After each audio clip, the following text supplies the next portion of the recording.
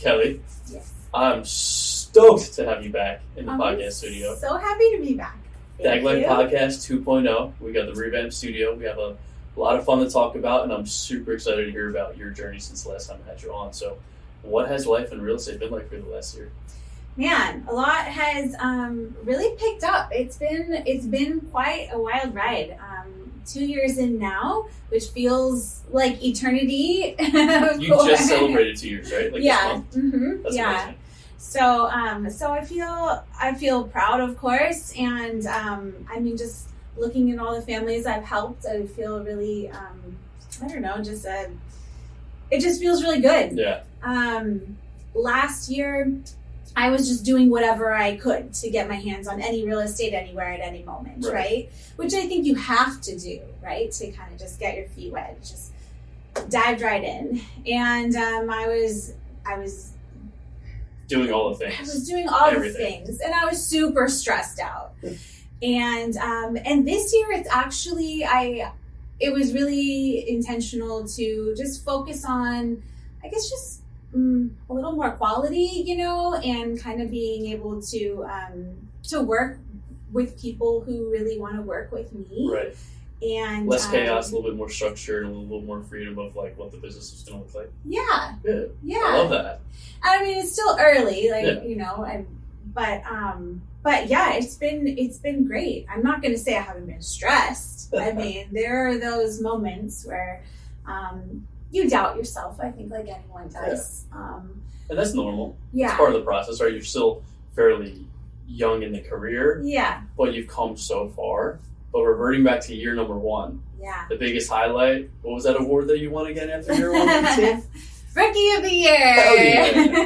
Hell yeah, Rookie of the Year given to our top rookie every single year here at DAG. So proud of you and the growth that you've had and how far you've come and where you're at now with being able to have a little bit more freedom of the clientele and kind of with the structure of your business. What has been the highlight of this year outside of what you already mentioned?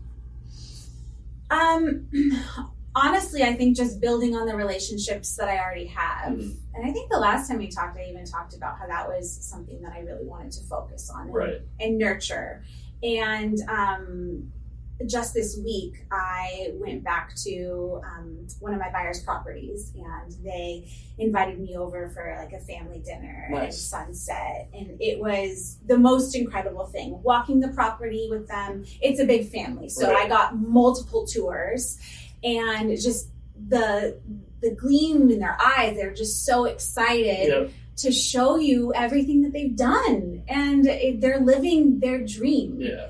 And it's so beautiful to see. So that's really been, I think, the highlight has been staying in contact with those past clients and seeing how far they have come, and what their goals are, and just their journey overall, right? Totally. It's one of the, I think, most special things about real estate, where if you look at other sales jobs and you have closings, you really don't communicate with people after that, like a car salesman. Yeah. Not to hate on car salesmen or whatever, no, but like we need them. we need them. But being in real estate, one thing that I push so much is relationships are everything. We all push that, right?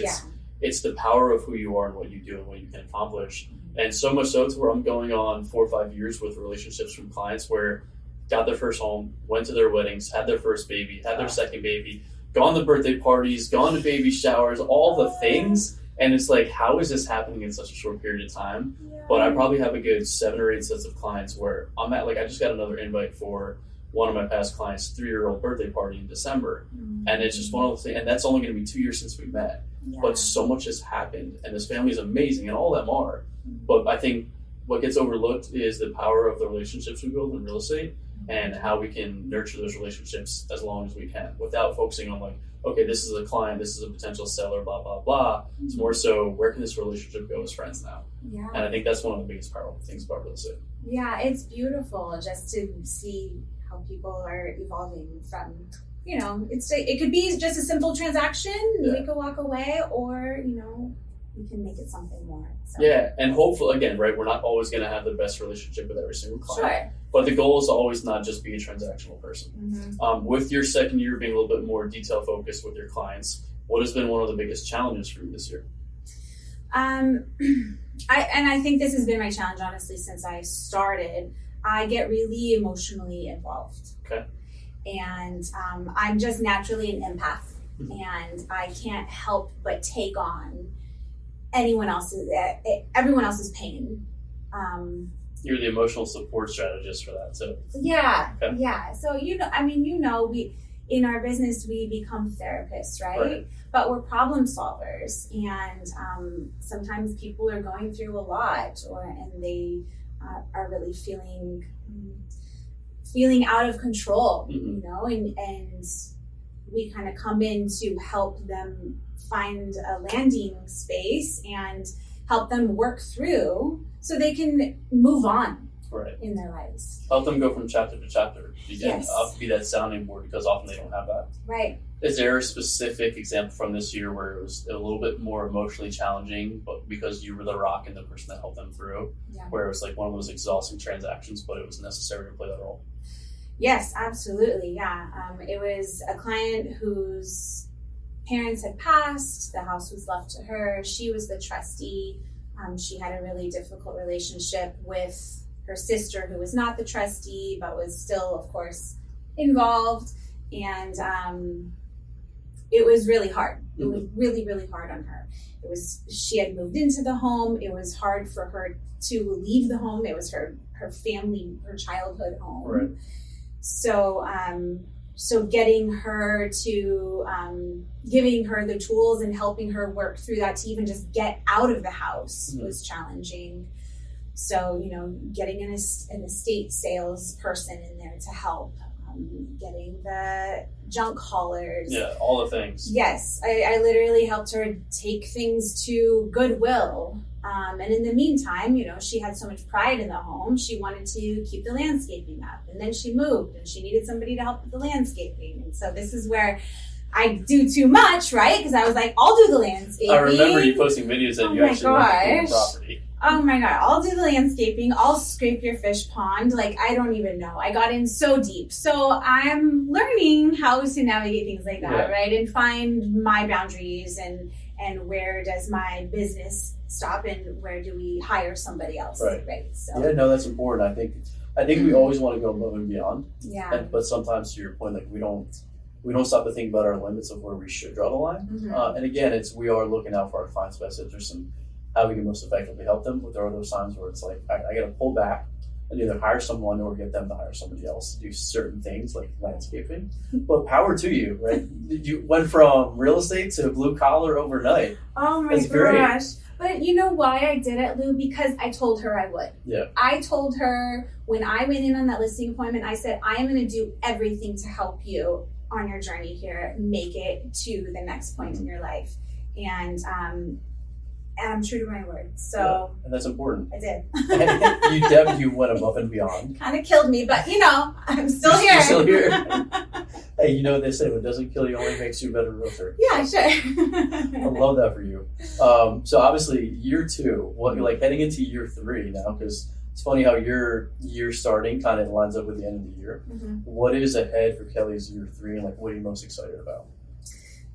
So I have, of course, bigger goals. I want to continue to focus on quality. I think it's really just been,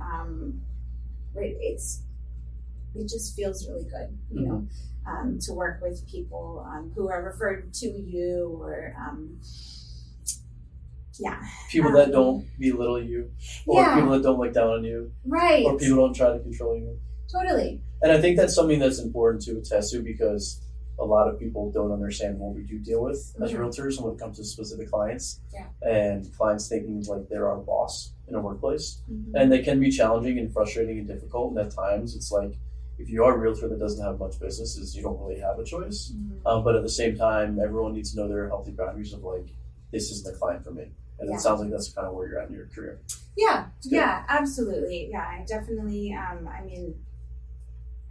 still want to help as many people as possible, but and I've actually had to make that decision recently with somebody who, you know, I just knew that it wasn't the right fit at the right moment, and I had to walk away from it. And it's tough. Yeah, it is tough. But Is it, yeah. not to jump in, is there please. anything in particular that you're okay with sharing where it was like, yeah, this relationship won't work out? I don't really want to get into it. Yeah, It just wasn't something that was gonna work. It's totally normal. Yeah. It happens, and I think people don't understand that. People that aren't in the real estate space don't understand that. Mm-hmm. And I think that's something to highlight where it's like we do have to come to ties with, like, we're not necessarily firing a client, but we're telling a client that they should probably seek support elsewhere, and then we got to go find a new client. So Yeah. there's times where we do have to make those hard decisions, just like because it is our own company, our own career, and our own work where, like, we're running a business and we have to treat it as such.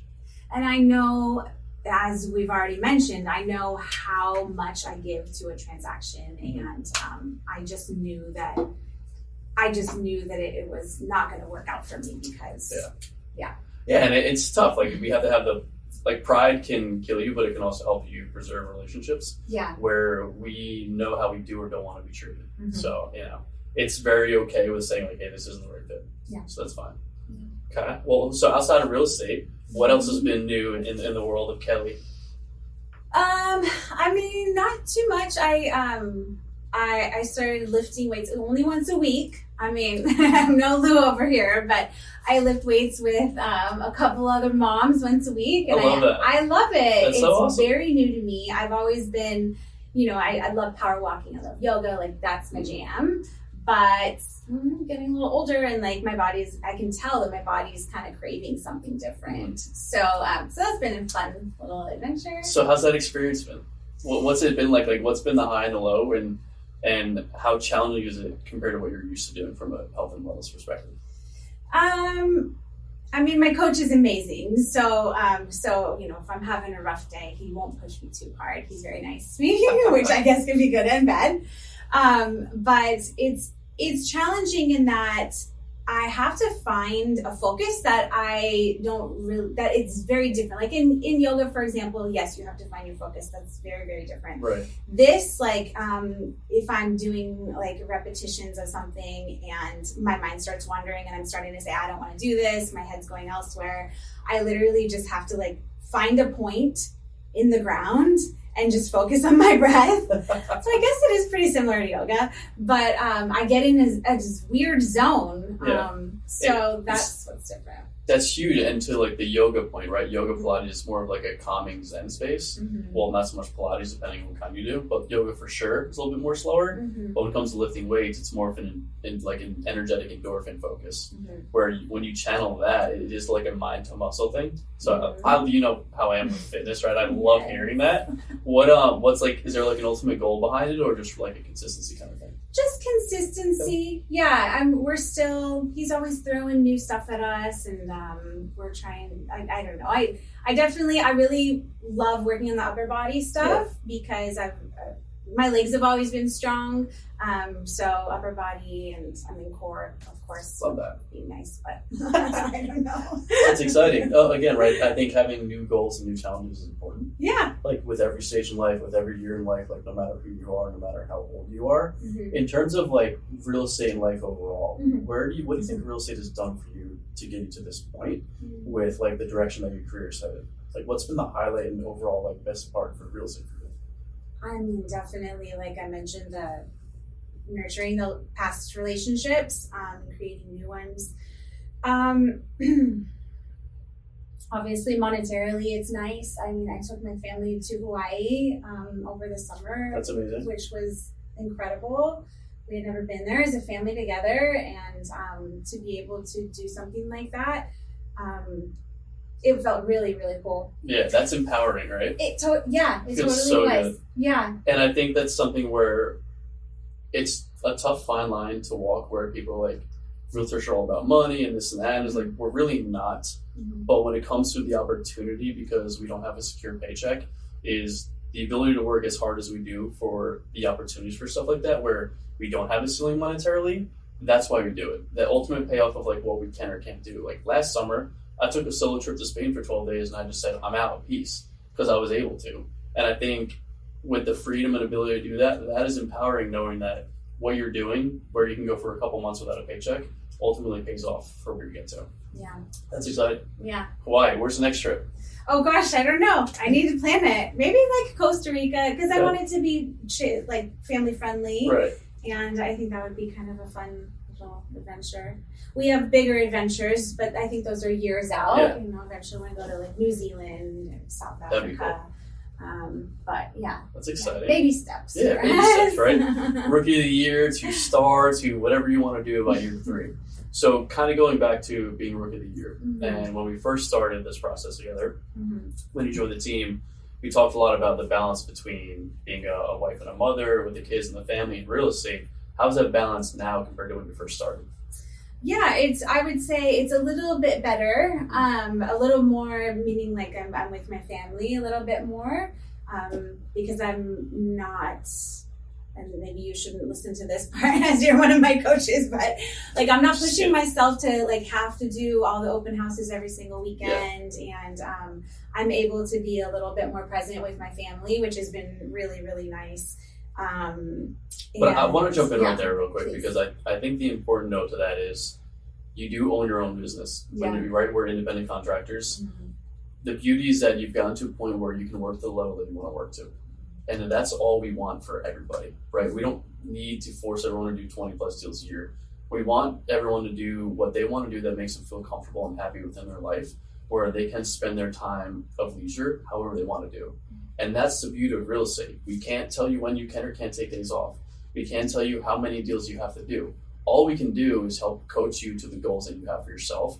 As long as you end up being happy and have the lifestyle that you want, we're happy, right? And I think you've gotten to a point where you've done that for yourself, so you can do whatever you want, whenever you want.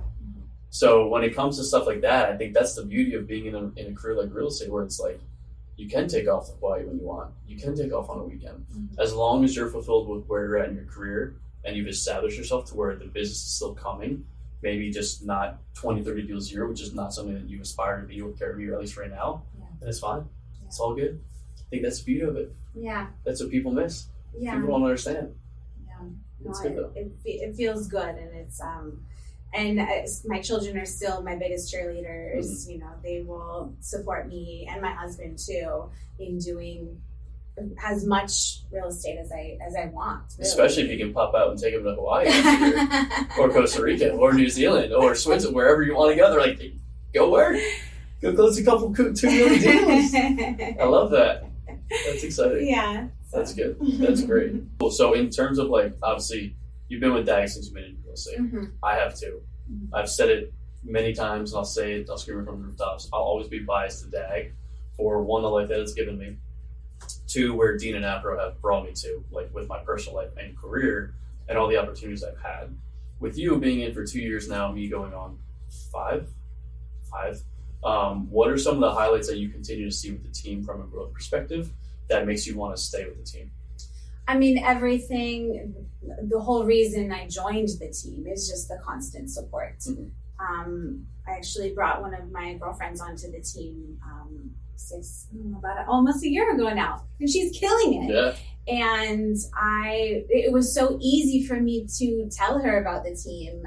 There was no convincing necessary, right? It was proof of, I mean, you yourself were the proof of work from like a person and with your career growing. Yeah, and I think honestly, just the constant support is really that. When I think of DAG, that's what I think of. Yeah. It's constant support.